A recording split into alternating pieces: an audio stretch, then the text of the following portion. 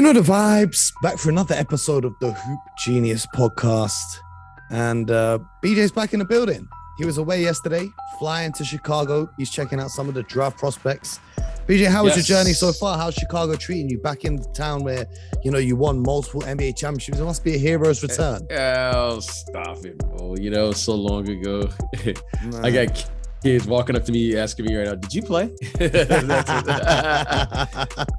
Man, you better. It's always good. It's always good to come back to Chicago, bro. This is a great sports town, great sports city. And how about the Orlando Magic getting the number one pick? How about that? How about that? Straight into it. The Orlando Magic. If you guys didn't know, BJ's in Chicago for the draft combine where some of the best prospects are working out. And tonight was the NBA draft lottery. So the worst teams in the NBA who didn't make the playoffs, they all get a chance of getting the number one pick. The lower your record, the higher your chances of getting that number one pick. And the Orlando Magic were rewarded for another terrible season with the number one pick in the draft. If you want me to give you a little, I'll give you the top five, right? Number 5 is the Detroit Pistons. Number 4 is the Sacramento Kings. Number 3 is the Houston Rockets. Number 2 is the Oklahoma City Thunder. This is one of their 38 picks over the next 7 years. And that's not an exaggeration. They literally have 38 draft picks over the next 7 years. And at number 1 is the Orlando Magic. Now, BJ, I got to ask you this. Yes. Are we going to see the same cycle repeat itself? The Orlando Magic, which is draft a big man, and it goes great, and then he leaves. Shaquille O'Neal, Dwight Howard, and now with the potential number one pick, it could be Chet Holmgren, could be Paulo Banchero, could be Jabari Smith. Are we just, the Orlando Magic going to just keep repeating this cycle? Well, you say the Orlando Magic, but there's been different groups of people that have been drafting these people. Yeah. You know, it's the same uniform, but it's different people, different executives, different coaches, obviously. And I have no idea. But what I do know is that, this is going to be a tough pick. This is going to be a tough pick because you have this kid, Chet Holmgren, who I think for the most part here and talking to the teams and, I've spoken to I met, I think, with like 8 teams today, and it's always great because you meet with the teams and you start to get a feel. And I think, there's a consensus, and over the next couple of days, I'll meet with all of the teams that I'll begin to get a better feel. But I think the consensus is the following, Mo, that Chet Holmgren has the biggest, or potentially has the biggest upside, what he could be, right? The kid is incredibly skilled for a man his size. But he's thin. Yeah. He's thin. I mean, he needs some seasoning. He needs time to adjust. You can't just ask him to put on 40, 50 pounds. That may be 5 or 6 year process. Yep. But you could see that this kid is, he has talent. He has a great feel for the game. He has a winning attitude. And everyone who's spoken with him, as far as the executives, they really like the kid and what he stands for. However, when are you going to get a return on that? Yeah, it's a long-term project. It's a long-term project. He can block shots, he can shoot threes, but he hasn't got the body type yet to compete with the 7-footers in the NBA. Absolutely. But 4 or 5 years from now, you could be saying he could be very well one of those guys will be maybe a top 10 player in the NBA. He's one of those guys. So I think the consensus is that Jabari Smith is the best player who's ready to go now. I mean, Jabari Smith could be a kid that could average 20 points in year 1. Yeah. And then we'll go from there. So it'll be interesting to see with the kid, Jaden Ivey. That's another interesting. The underground, after everyone gives their initial political answer, is I really want to draft this kid. We calling him Ja Morant Jr. Well, I'm just telling you what I'm hearing, and I just got a little preview today. I can tell you by Wednesday night I could get, because I would have met with every single team, every executive by then. But my feel and just checking in with people, you're running in, the people in the hotel lobbies and so forth and so on, is that people really like this kid, Ivy. They like his athleticism. They like his size. Yep. And people are intrigued with his talent. Can he be an actual lead guard at that size? And without question, he is that level of athlete. Yeah. And so we'll see. It's very interesting. Well, the one name I feel like before the March Madness tournament, and I think a lot of fans and a lot of people were expecting it to be the number one pick overall, is Paulo Banchero, who of course was featured in NBA 2K22 season 5 of my team, my player, all of that good stuff. And this podcast is brought to you by NBA 2K22, if I didn't say that at the start. But Paulo Banchero for a long time was the consensus number one pick. But today he wasn't getting much love on the broadcast. They kind of had him as a third option, maybe even falling down a little bit. That's what I was seeing from the media. The media's trying to, I don't know, say push this narrative, but the media ain't showing him the same love as these other guys. Why do you think that is? Well, again, the narratives, as you know, Mo, I don't really pay attention to the narratives. First of all, I'm too old, and second of all, I can see for myself. You know what I mean, Mo? Like, I don't need the media telling me who can play. You know what I'm saying? So, like here, I'm just telling you what I see. I've seen these guys play. I've had a chance to see them play multiple times. And in talking to the decision makers, it's obvious to me that it's overwhelming. Everyone is saying behind the scenes that this kid, Jabari Smith, is the player who's ready to play right now. Okay. Now, but the question is, Mo, is will he be the best player for their entire career? Because if this kid, Chet Holmgren, continues to develop, which is a big if. Yeah.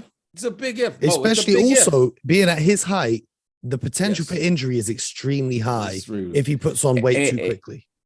Quickly, absolutely. There's a lot that, if everything goes right, Chet Holmgren will be an impactful player in the NBA. Mo, he has a winning attitude. He's won at every level. I mean, when I tell you he's skilled, Mo, he's skilled. I mean, he can shoot. He can pass. And you know what I like about him, Mo? Even though he's thin, he's not afraid of contact. You know how some guys are thin and they shy away from Mo, he puts his nose right in the scrum. He's not afraid. He has a little edge to him. However, Mo, he can't be more than 200 pounds. He's 7. Like they showed him in the interview tonight. Man, he's skinny. He's 7, like, let's say 7'2". If you guys know Alexei Pokuševski, who currently plays for the OKC Thunder, very similar build, very, very skinny kid. Mo, they put him next to tonight. They did an interview with him and David Robinson, the Admiral. Oh, I saw that. And he had a couple inches on David Robinson. And David Robinson's every bit 7'1". And I was like, has David Robinson shrunk? Shrunk. Yeah, that's what happens when you get old, Mo. That's what happens when you get old. He probably did shrink a little bit. He's probably only 6'11" now, But I'm telling you, Chet Holmgren is Chet Holmgren is, I mean, I love him. I really do. However, when is he going to be ready to play and play meaningful minutes? Okay. I'm going to put you on the spot then, B. Okay, put me on the spot. If you were the general manager of the Orlando Magic, who are you taking with that number one pick? Well, Mo, okay. If I'm the general manager, Mo, I have to do my homework. Because I have to meet with the player. Yeah. My staff has to meet with the player. My coach and we have to be on the same page. Why? Because we have to know exactly what we're getting into. This isn't like, well, we thought could be, should be, I thought he could be. No, Mo, we have to say, this is the style we're going to commit to. Why? This is the number one pick. These number one or these top 5 picks, these are game changers for an organization. You have to get this right. Yeah. Okay. Example, you have to get Michael Jordan and Sam Bowie right. Yep. You have to get Kevin Durant, Greg Oden right. Yep. Okay. So we have to meet. I have to meet with my medical team and I have to meet with my coach. And if everything checks out, and if we have every reason to believe that Chet Holmgren could be, everything that we think he could be in 2 or 3 years, you got to take Chet. You got to take the big fella. I mean, I told you last year, Evan Mobley. I told you last year, I said, wow, man, but I was able to watch him. I was able to watch him play all year at USC, living out in California. He made an instant impact. The question wasn't. Yeah, but that's what I said. You got to determine this. Mo, this is scouting. Yep. And Mo, this is why scouting is so important. You don't get a chance anymore to watch these kids for 3 or 4 years. Well, you have to make this determination in 30 to 35 games now. Well, this is what was going to be my next point is, does having the number 1 pick in the draft still carry that same weight as it did before? Because now we see so many of what people call steals, right? There was, how did this guy get drafted at 15? How did this guy get drafted at 20? Because to your point, there isn't that 3-4 years of college that you used to have, even 2 years of college that you used to have to watch these players. It's okay, they finished high school, then they've gone to college for like 6 months, and then that's it. And nowadays, some of their agents don't let them do workouts for teams, or they won't come to the combine or whatever it is. So in my opinion, I think it's not as bad not getting the top pick as it used to be beforehand, back in the day, if you see where I'm coming from with that. Well, Mo, it's not as simple as that, because these players, instead of getting Patrick Ewing at 4 years at Georgetown, you're getting Patrick Ewing after his freshman year. Yeah. Instead of getting Michael Jordan at the 3rd pick after 3 years in college, you're getting Michael Jordan after his freshman year in college. Yeah. So now, Mo, the difficulty of scouting is what Rob Williams, for instance, right now. You're watching Rob Williams, and where was he picked at, Mo? Where was he picked at? He was picked in like the 20s, I believe. Okay. So you're getting Rob Williams at 20, and you're going, I got a starting center, an all defensive player caliber at 20th in the draft. That's a lottery pick. He was 27th. That's a lottery pick. Mm-hmm. That's incredible. Mm-hmm. You understand? Danny Ainge. That's an incredible pick. Yep. Okay. This is what I mean. Like Tyrese Maxey or Desmond Bane, all these guys. Well, but that's the difficulty of scouting. The difficulty of scouting is you used to get the player, and the player was more physically mature and ready to play. Chet Holmgren, if Chet Holmgren spent 4 years in college, and if he was healthy and played, and you saw the natural progression, we wouldn't even be having this discussion. That's how good he is. Well, yeah, but then we'd be talking about drafting him in 2025. Yeah, but this is what I'm saying. But yeah, but if these players were coming out in last year's draft, yeah. So the thing is, Mo, is we're all making projections, and you look at a guy, and this is what Jabari Smith is intriguing. Why? He's a 6'9", 3-man ready to go right now. Yep, you can shoot the lights out of the ball. He's that level of athlete. He will be able to score without a high usage rate. I think that's probably what you're seeing with the kid Paulo right now, is because some players can score, within the framework of a team. The kid Paulo right now, he needs touches. Yeah. And that to me is why Jabari Smith and these guys, and I think he's going to be a good player. Make no doubt about this one kid, Paulo, and I mean, he may be the most physically strong out of all of the kids. Mm-hmm. But how will he be able to adapt? Because he's going to have to learn how to play without the ball. So these are the questions. This is why these guys get paid the big bucks, is because it is a much more complicated and sophisticated answer than just merely saying who's going to be the number 1 pick. Yeah. So the draft lottery was it was funny because if the Lakers hadn't traded their pick, it would have been the number 8 pick, but that went to the New Orleans Pelicans. The Indiana Pacers got the number 6th pick, and I want to talk about the Indiana Pacers because obviously following the destruction or the self-destruction of the Phoenix Suns. A lot of stuff has started to happen. Today, we heard a rumor that Chris Paul is considering retirement. Interesting. Okay. But also Deandre Ayton says that he did not feel valued by the Phoenix organization. Yeah, let's stop there. This is what I wanted to ask you about, because this is why Indiana is relevant, right? ESPN's Adrian Wojnarowski said DeAndre Ayton did not feel valued by the Phoenix organization. Ayton is going to get a max contract somewhere. There are lots of teams lining up to figure out how to acquire him. Now, someone from his camp has confirmed this to be true. That's right. Okay. And it came out today that before the trade deadline, the Indiana Pacers were in discussions with the Phoenix Suns about trading for DeAndre Ayton. The reason that deal didn't go through is the Phoenix Suns didn't want to mess up their chemistry in the season. Not because they wanted to keep hold of DeAndre Ayton, but because they didn't want to mess up what they had was a good thing going. And who were they going to get back? Well, this was before the trade deadline. So it must have been for Sabonis or Miles Turner. Okay. So clearly there are teams out there who value DeAndre Ayton and as a max player, if you will, and they want to go out and go get him. What do you think of his fit? Because I would really like to see him playing with Tyrese Halliburton in the Indiana Pacers organization. I think those two could be a nice 1-2 punch. Young team still developing. But let's take it back to his comments after the game, or what that was reported about him after the game, that he did not feel valued by the organization, and he is going to most likely be leaving Phoenix this summer. BJ, what's your thoughts to that? You know, Mo, I really don't know what to think of these rumors, so forth and so on. But he's not valued. Okay. All right, Mo, I'm going to put my agent hat on here. And just be very, I'm going to keep it 100. Very, very, yeah, let's keep it $150. Let's Real keep name. No gimmicks. No gimmicks. Okay. Now, everyone keeps saying he's going to get a max.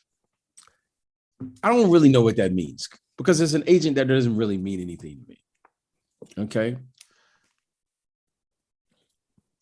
Now, this kid he can get 5 years, a 5-year deal in Phoenix, and he can get 4 years if he goes to another team. Okay. It's in a sign and trade, he can still get the 5 years, though. He can get the sign. Okay. He can do that. Now, financially speaking, okay, Phoenix has a, they're in a dilemma. Okay. Phoenix hasn't been in the luxury tax. Suddenly now they're winning. They signed a 36 or a 37-year-old player to I don't have the numbers directly in front of me. 90 million. He's owed 30 mil over the next 3 years. They signed him they also have a player who potentially could be up for the Supermax, because he probably will be an all NBA player. Devin Booker. Yep. Okay. Cam Johnson. He needs to be paid this summer.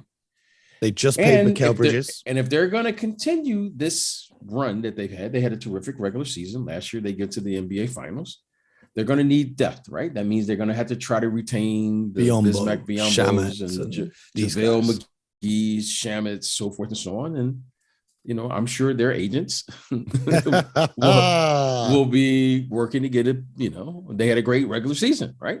Mm-hmm. Now, these are all the business decisions that they have to figure out how to do in this market. And then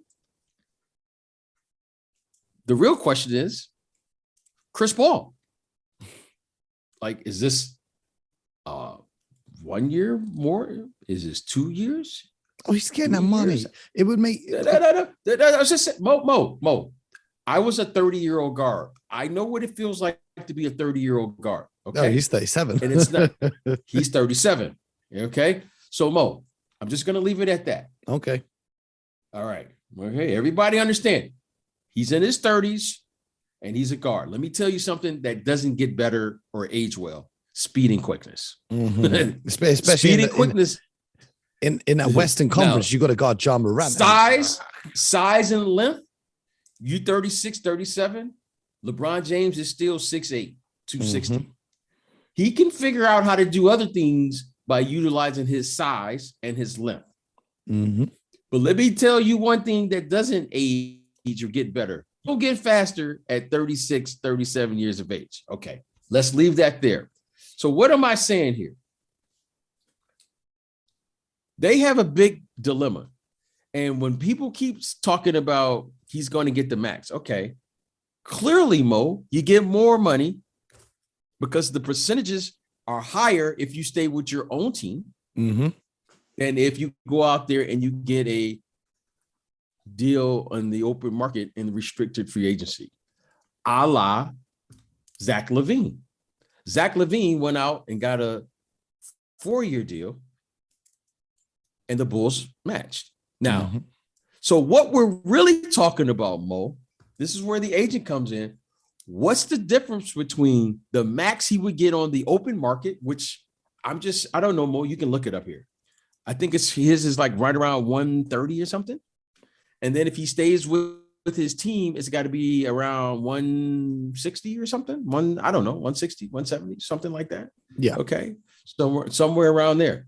So now you're looking at the difference. 172 is what he can sign, a 5-year deal for 172.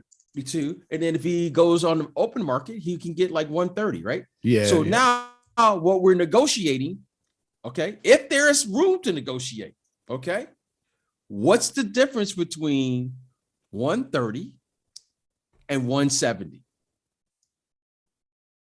Okay, Mo, let's boil it. Let's cut the nonsense out and cut all of this rhetoric on whether he's valued or whatever. Mo, if they are willing to give him 100, they probably, if you and I were the team, you probably want to start out low. Hey, we'll give you 5 years, 130. Mo, now look at me, Mo, right now and tell me you're insulted when I want to give you $130 million. Stop it, Mo. I'll take 130 pounds. No, you understand what I'm saying, Mo? Million? Stop it.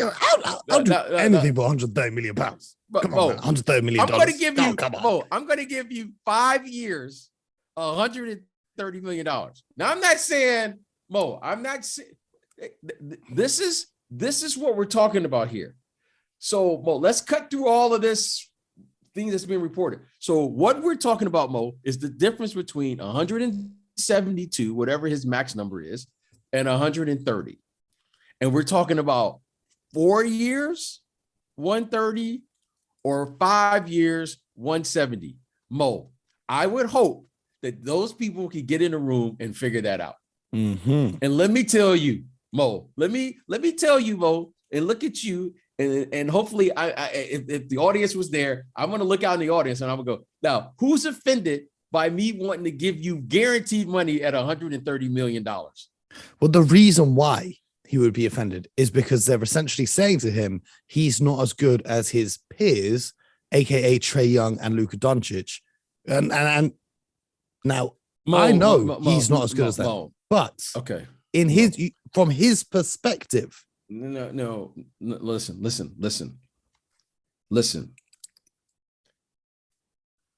We come into this league, and there's two things going on that every player has to realize. There's the basketball business. You are entitled to have your opinion. Who you think is the better player, who you think is the better team.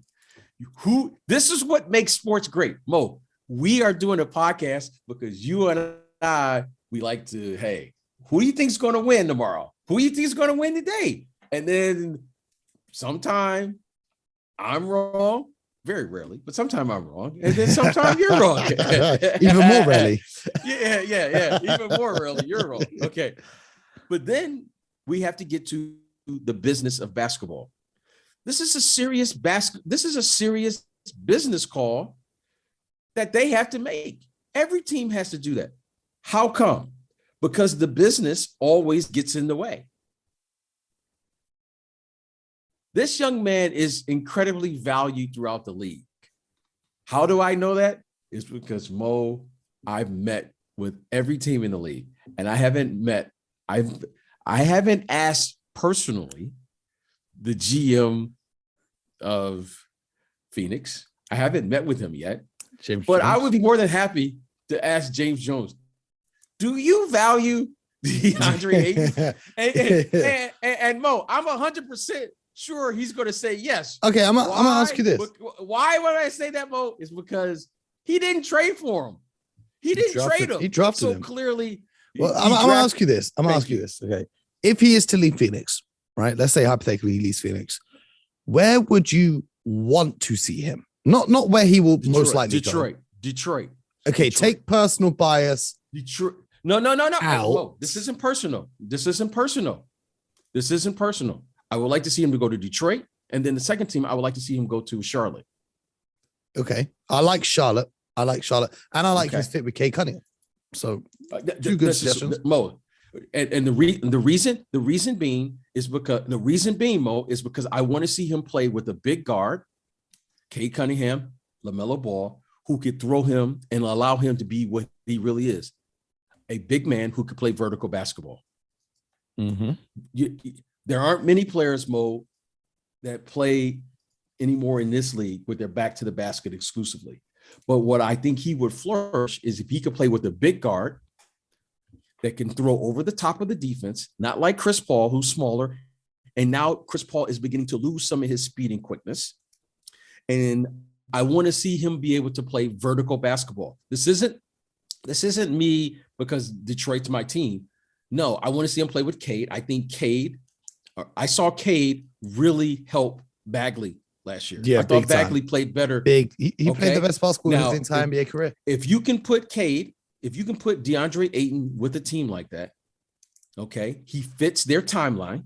Mm-hmm. He would add a team because they have the other bigs to play beside him, Bagley, Isaiah Stewart. They have Sadiq Bey shooting. They have a big point guard, and they're building a team. I think it would be a great fit. And I also think it would be a great fit playing with LaMelo Ball. LaMelo Ball, Bridges. And he holds down the defense nicely. He's a good defender. And he can play, Mo. The game's not too fast for him. So I could see him fitting. I think those would be good fits for him because he could play vertical back. Every big will tell you, I want to play with a big guard because they can throw me alley-oops. Mm-hmm. We don't have to worry about the Chris Paul dilemma when the guards start losing speed and quickness. Yeah, I like him in Indiana as well, like I said before, with Halliburton. Okay. Now, and the reason I'm saying this, Mo, and I'm trying to have a basketball conversation here. Yeah. When you have small guards, just ask Rudy Gobert. He plays with small guards. Yeah, and he don't get the ball. And Mike Conley at one point was one of the fastest guards in the league. As smaller guards begin to age, which it happens to all of us, you lose your ability to create space. And Rudy Gobert should, at the very least, I know the guy can catch an alley-oop. Yeah. Well, the other interesting thing about Deandre Ayton is he took less free throws a game than he did in his rookie season this year. So he's not getting the ball in the spots where he needs to get the ball. And I hear exactly what you're saying. You know what I'm saying? You know what I'm saying? Yeah, I know exactly where you're coming from. Now, from. Detroit, in complete transparency, Detroit is my favorite team. I'm from Detroit. However, if you're asking me a serious question, I would love, not because they're my team, but because I think it would be a great fit for him. I really do. I think Cade Cunningham, is going to be a terrific player because he knows how to play. He's big, and I like his size. And can you imagine the size with DeAndre Ayton, Bagley, and Cade Cunningham? Yeah, I see Bagley in the backup role. I don't know about backup role. Yeah, but you could see what they're trying to do there. Add some beef stew to the mix. I like it, and you add beef stew. Encouraging for your favorite team. My favorite team, on the other hand, lost game 1 of the Eastern Conference Finals. I'm not too mad about it. No Marcus Smart injured. No Al Horford. COVID protocols. They played basically a 7-man rotation, although Aaron Nesmith came into the game and got a couple really nice blocks, but didn't do much. The Celtics got off to a super hot start. Jason Tatum was killing it in the first half. The Celtics built up a nice little lead, and straight away in the third quarter, Miami came and wiped it out. The Celtics didn't even make a field goal until like 4 minutes left in the third quarter. The Miami defense put them in a stranglehold, and Jimmy Butler was cleared of the bubble allegations. 41 points, 9 rebounds, 5 assists, 4 steals, and 3 blocks. The bubble allegations for Jimmy Butler are officially over. He had a fantastic game, and him playing so well, especially in the second half, he had 27 of his 41 points in the second half, opened up guys like Gabe Vincent, who dropped 17. Hebro came off the bench with 18, and it was a masterful performance. And, you know, we're talking about Jimmy Butler's 4 steals and 3 blocks, did a great job guarding Jason Tatum. Jason Tatum was not Jason Tatum in the second half. Jaylen Brown got cooking late on, but by then it was a little bit too late. Peyton Pritchard came off the bench with 18, which was nice to see him pulling up and catching some threes and stepping up to the stage. But for me, it was always a write-off, especially when they said no Horford and no Smart. And with Horford and Smart, both might be out for game number 2. Rob Williams went out with an injury. It looked like his knee was hurting him again. I think it was the calf. Well, it was his calf. I think it was his calf. The calf? Okay. Yeah, I think it was his calf. Things don't look too good for the Boston Celtics right now. I'm assuming they go down 2-0. I don't see them winning the next game in Miami. And then we got to see when Al Horford can come back, because they're playing the game every other day. I don't know how long it takes to get cleared out of the health and safety protocols now. So, BJ, what did you make from this game? Well, when we talked about it earlier today, on Heat Check, I told you I got to see the game. Now, Mo, these are, times COVID is part of the game. Marcus Smart, that injuries happen, and it's going to be very difficult. It's just that's just difficult to overcome. You know what I did like though, Mo, is they didn't make any excuses. They came out and played, and they played it well. And I thought in the first half, they really came out and showed, you know what, hey, we're here to fight. I like that. So they gave you what they had. They had basically seven players that played.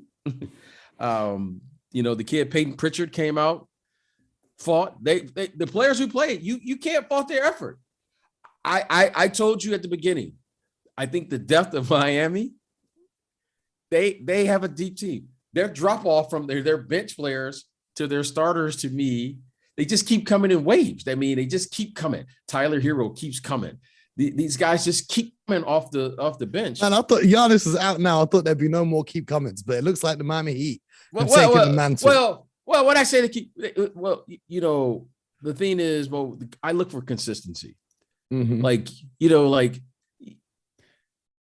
Grant Williams, like the guy gives me 31 game, and then it kind of he only took 2 3-pointers tonight. This is what I'm saying, Mo. Like when you know what a team is going to do, then Mo, you can count on that. What's interesting That's what I really mean. What's interesting is the Miami Heat had almost the opposite strategy to the Milwaukee Bucks. They ran everyone. That was pretty funny line, but that was pretty funny what you said, though. I got the joke. Yeah. and all the people on the timeline, I see you guys too. I just want you to know. Hey, Stephen A. copied that though. I see Stephen A. I know. Stephen A's copied his whole flow. Stephen A. today sat on his show and said, Anthony Edwards, he's coming. He keeps coming. I was like, man, I heard this before. I'm sure I heard this before. ESPN, stop copying our stuff. Anyway. The first quarter, the first half, the Boston Celtics got more points in the paint. I think they finished the first half with 41, 42 points in the paint. That's more than they did in the entirety of games 1 and 2 against Milwaukee. Miami Heat had the opposite defensive strategy, but when they started throwing to it, Tatum, getting the ball out of his hands, and still had the speed to get out. And this one thing that the Celtics did really well in the first quarter when they built up their lead was they were closing out so quick to the shooters.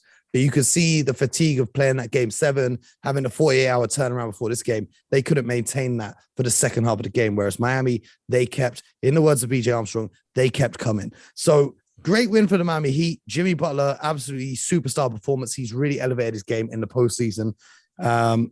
And tomorrow night, we move on to the Mavericks and the Warriors in Golden State. BJ, you rocking with the home team, or can Dallas pull it out using that momentum from their soul-snatching win over the Phoenix Suns on the road? I've seen the videos of Luka today at practice. He's laughing. He's with Boban. They're laughing and joking. They're having the best time.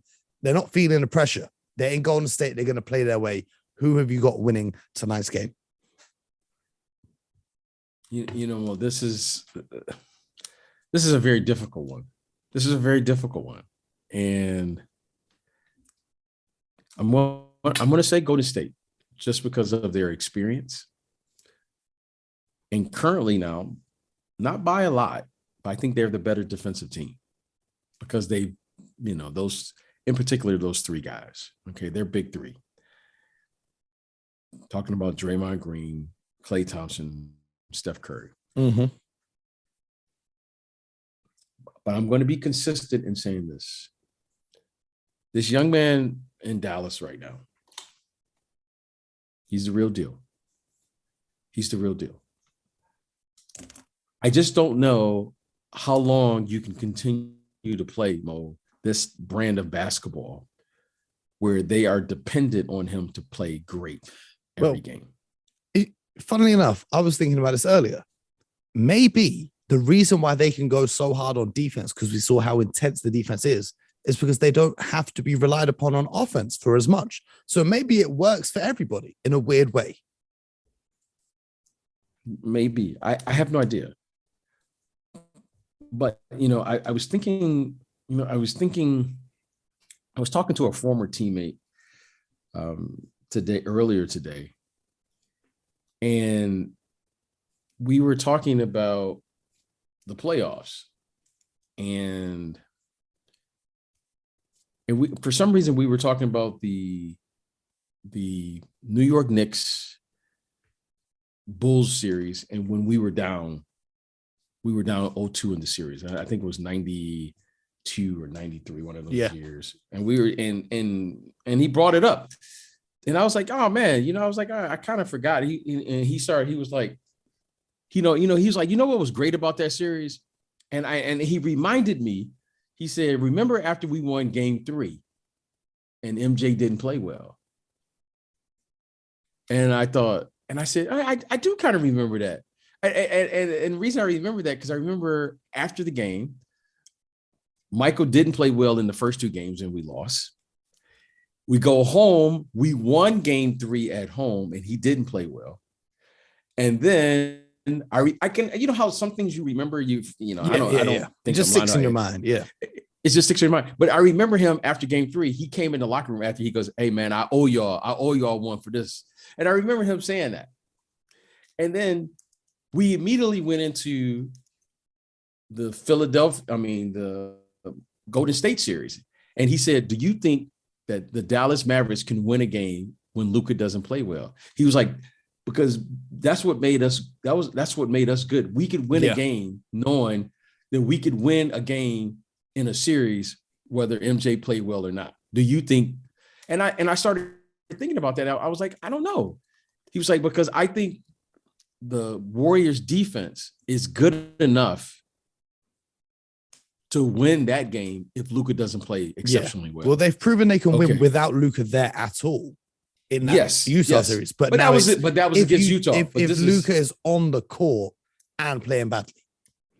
Yes. Now that is, and I started thinking about, so I've been thinking about this all day, and Mo, I'm not sure, but what I do know, Mo, is that I think the Warriors are going to take their chances by saying, we're going to take away something from Luka.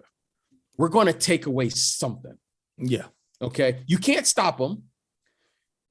He's going to be Luka for a quarter or 2. You just don't want him to be Luka for the whole game. Like he was Luka the whole series against Phoenix. The Warriors are going to take away something.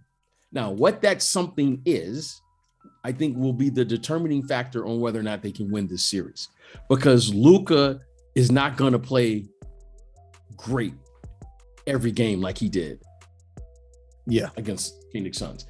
And that to me will be the determining factor. That's why I'm going to pick right now, without watching the game, the Golden State Warriors, because I think they are good enough. I think they're disciplined enough to take away something. Okay. Take away. I don't know what they're going to take away, but they're going to take away something. Yeah. In this series. Well, we're going to have to wait and find out. We're going to catch that game tonight. And after the game, we'll be right here, back tomorrow morning, bright and early. I can't wait till tomorrow. Oh, I neither can't can wait I. to- And then No, tomorrow I'm going to be on 10. I'm just letting you know right now. of course, Not of 9, course. Mo. I'm going to be on 10. well, we're going to Because- be on 99 because it's episode number 99 tomorrow, because Friday is episode 100 of this podcast. And in fact, PJ, we've done more than 100 episodes, but this is just of this series since we relaunched it in January, episode 100. Which other podcast out there has put out 100 episodes this year? Come on, man. You see the work And Mo, rate. you know what, Mo? Mm. And we just getting started. That's big facts. Make sure you guys are subscribed. Make sure you guys are following, because we ain't slowing down anytime soon. All right. So we're going to be back tomorrow. In the meantime, if you've enjoyed this show, make sure you leave a review, give us 5-star rating on Spotify, subscribe on YouTube and all that good stuff. Follow us on Twitter, follow us on Instagram, TikTok, everywhere. You know the damn vibes. And until tomorrow, my people, have a wonderful day and make sure you get buckets.